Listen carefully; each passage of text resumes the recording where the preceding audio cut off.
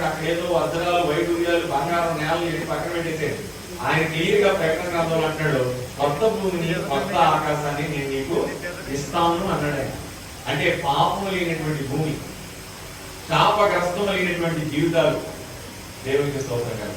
అపవాది యొక్క ప్రజలు లేనటువంటి కొత్త ప్రపంచాన్ని ప్రభు మనకి ఇవ్వబోతున్నాడు. అందుకు ఖర్చు లేదు. ఆయన్ని రక్షకుడిగా అంగీకరించడమే, ఆయన నీ కోసం నా కోసం ప్రాణం పెట్టాడని విశ్వసించడమే, ఆయన చిందించిన రక్తంలో మన ప్రతి పాపము కడగబడిందని నమ్మడమే, ఆ యొక్క తండ్రి కుమార పరిశుద్ధాత్మ నామములో నీటి ద్వారా ప్రమాణం చేసి ఆయన కోసం జీవించడం. దేవునికి స్తోత్రం కదా. అప్పుడు నువ్వు ఎటర్నల్ లైఫ్ సంపాదించుకోగలుగుతావు. అదే ఆశీర్వాదం. దేవునికి స్తోత్రం. అందుకని ఇక్కడ చాలా మంది దేవుడికి ఏదైనా ఇస్తే ఆశీర్వాదం అనుకుంటారు. అవును కదా, అనుకుంటారు లేదా?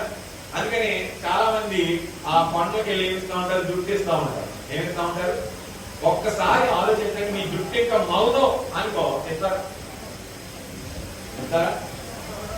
ఎవరైనా ఈ మధ్య తలెంటుకుని కూడా ప్రార్థన చేసేవాళ్ళు ఉన్నారు. దేనికోసం ప్రార్థన చేయాలంటే ఆత్మ రక్షణ కోసం. దేనికోసం? ఎందుకంటే పరలోక రాజ్యంలో సమస్తము కూడా నూతన పరచబడతారు. ఏంటంటే ఇక్కడ ఉన్న అవిటితనం పరలోకంలో ఉండదు. నువ్వు చచ్చిపోయేవాడికి కూడా సువార్త చెప్పొచ్చు, చెప్పచ్చలేదా? మరి ఆ మంచం మీద ఉన్నవాడికి సువార్త ఎలా చెప్తామంటే, వాడికి నోటితో ఒప్పుకున్న హృదయంలో అంగీకరిస్తే వాడి యొక్క అవిటి తనమును బట్టి దేవుడు రక్షణ ఇచ్చి ఆ యొక్క పరలోక రాజ్యంలో సంపూర్ణ ఆరోగ్యవంతుడిగా చేస్తాడు. దేవుడికి స్తోత్రం. హల్లెలూయా. గాస్పెల్ అన్నది మనందరం చెప్పొచ్చు మన బ్రతుకు ద్వారా. అందుకని ఎవరో మనం ఏం చూస్తాం? క్వాలిటీ చూస్తాం, క్వాంటిటీ చూస్తాం. అందుకని కొన్ని చర్చిల్లో ఆ యొక్క ఫ్యామిలీ మీద పేర్లు ఉంటా ఉంటాయి. ఏమంటా ఉంటాయి చెప్పండి? కానీ దేవుడు ఏం చూస్తాడంటే ఎవడోలో హృదయాన్ని చూస్తాడు. ఏం చూస్తాడు చెప్పండి? హృదయాన్ని చూస్తా ఉంటాడు అనమాట. ఆదికాండం 4:7 చూసినప్పుడు మనకు అక్కడ మాట కనబడుతుంది. నీవు సత్క్రియ చేసిన ఎడల తలనెత్తు కొరవా, సత్క్రియ చేయని ఎడల వాకిట పాపం పొంచుండును, నీ ఎడల దానికి వాంచగలుగును, నీవు దాన్ని ఏలుదువు అనేది. ఎవరి గురించి మాట్లాడుతున్నాడు ఈ మాట? కయీను గురించి. ఎవరి గురించి? మొదటిగా ఆ యొక్క అర్పణ దేవుడి సన్నిధికి తీసుకెళ్ళింది ఎవరు? కయీనా హేబెలా? నేను ఇక్కడ అడుగుతాను. హేబెలు అనువాదం చేయొచ్చండి, తర్వాత కయీనా అనువాదం చేయొచ్చమంటారంటే నాకు ఒక ఐడెంటిఫై కోసం. కయీనా అనువాదం చేయొచ్చండి. ఓకే, నెక్స్ట్ హేబెలు అనువాదం చేయొచ్చండి. మీరు ఎవరి కోసం చెందిన వాళ్ళు కాదేమో అని చెప్పండి. హేబెలు అనువాదం చేయొచ్చండి. ఇలా చూపించానమ్మా, దేవుడు చేయించాడు మనకి. ఏమో అన్నాం చెప్పు. దేవుడికి స్తోత్రం. ఎవరిచ్చారు మన తరఫున? కయీను ఇచ్చాడు. ఎవరిచ్చారు? తర్వాత ఏం చేశాడు? హేబెలు పట్టుకొచ్చి అర్పణ ఇచ్చాడు. కానీ ఎవరు అర్పణ తీసుకున్నాడు? హేబెలు అర్పణ తీసుకున్నాడు. కయీను చెడ్డ ఇచ్చాడా, మంచి ఇచ్చాడా? అందరూ చెప్పండి. మంచి ఇచ్చాడు, చెడ్డ ఇచ్చాడా? మంచి ఇచ్చాడు. కానీ పంట భాగంలో, పొళ్ళు భాగం అందరూ అక్కడ దేవుడు ఏమన్నాడు? పంట భాగంలో భాగం తీసుకెళ్ళి ఇచ్చాడు అన్నాడు. దేవుడికి స్తోత్రం కదా. కానీ హృదయం బాగాలేదు. ఏం బాగాలేదు? నేను 10,000 ఇస్తే నాకు దేవుడు లక్షిస్తానన్నవాడు 10 పైసలు కూడా ఇవ్వడు దేవుడు. ఎందుకు? బేరం ఆడుతున్నాడు దేవుడు. ఏమాడుతున్నా? బేరం ఆడుతున్నా. నేనేమై ఉన్నానని దేవుని దయవల్లని నువ్వు దేవుడిని ఆరాధిస్తే అప్పుడు నిన్ను ఆశీర్వాదానికి కారకుడే చేస్తాడు దేవుడు. దేవుడికి స్తోత్రం కలుగుగా. సో పాపం యొక్క మొదటి లక్షణం అంటే తిరుగుబాటు యొక్క మొదటి లక్షణం ఏంటంటే మానవుని జీవితం నుంచి పరిశుద్ధతను తొలగిస్తారు. ఏం తొలగిస్తుందండి? పరిశుద్ధత. మన దేవుడు ఎవరు? పరిశుద్ధుడు. అందుకనే Hebrews 12:14 అంటున్నాడండి, అందరితో సమాధానమును పరిశుద్ధతయు కలిగినట్టుకు ప్రయత్నించుడి, పరిశుద్ధత లేకుండా ఎవడునో ప్రభువుని చూడడు అని చెప్తా ఉన్నాడు. అంటే ఇది నో ఛాన్స్ అన్నమాట. ఏంటంటే నో ఛాన్స్ అన్నమాట. ఏంటి? దేవుని యొక్క కృప అన్నారు కదా, అది పొందుకోవడానికి అవకాశం ఉండదండి. దేవుని యొక్క ఆశీర్వాదం అన్నది పొందుకోవడానికి ఉండదండి ఎప్పుడు? పరిశుద్ధత లేకుండా. దేవునికి స్తోత్రం కలుగుగా. అందుకని ప్రభువు లేకుండా మరి క్షేమకరమైన జీవితం మనకుంటుందా? అస్సలు ఉండదు. ప్రభువు లేకుండా క్షేమకరమైన కుటుంబం మనకుంటుందా? అస్సలు ఉండదు. కానీ దేవుడు ఉన్న జీవితం ఏం లేకపోయినా ఆనందంగా ఉంటుంది. స్తోత్రం చెప్పండి. హల్లెలూయా. అందుకని పాపం యొక్క స్వభావం మానవుణ్ణి దేవుని యొక్క సహవాసం నుంచి ఏం చేస్తా ఉంటుంది?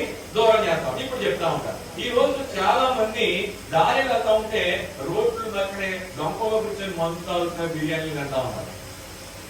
వింటారా? మీరు చూసారా? ఎవరైనా చూసిన వాళ్ళు చేస్తారు? కదా. ఇప్పుడు అది ఎక్కడికి వెళ్ళాలి? సాయంత్రం ఇంటికి. ఎందుకు వెళ్ళలేదు? ఇంట్లో భార్య తిరుగుబాటు చేస్తా ఉంది. ఏం చేస్తా ఉంది? తిరుగుబాటు చేస్తా ఉంది, పాపం చేస్తా ఉంది. ఒక మాట చెప్పాలి, తిరుగుబాటు అంటే భర్త మాట వినకపోవడం తిరుగుబాటు. చాలా మంది భార్యలు అక్రమ సంబంధాలు పెట్టుకుంటా ఉన్నారు. ఎందుకు పెట్టుకుంటున్నారు? భర్త పాపం చేస్తున్నాడు. ఏంటా పాపం అంటే భార్య మీద తిరుగుబాటు చేస్తా ఉన్నాడు. ప్రేమించమన్నాడు అన్నాడు లేదా, ఈయన లోబడమన్నాడు. ఎక్కువ తక్కువ ఏం కాదు, కానీ ఆ యొక్క పని మనం చేస్తే మన కుటుంబం ఆశీర్వదించబడతాం. కుటుంబం అంటే భర్త, భార్య, పిల్లలు. ఇది ఒక కుటుంబం. దేవునికి స్తోత్రం కలుగుతాయి. హల్లెలూయా. వీళ్ళిద్దరి మధ్యలోకి ఎవరు వెళ్ళినా కూడా అపవాదితో సమానం.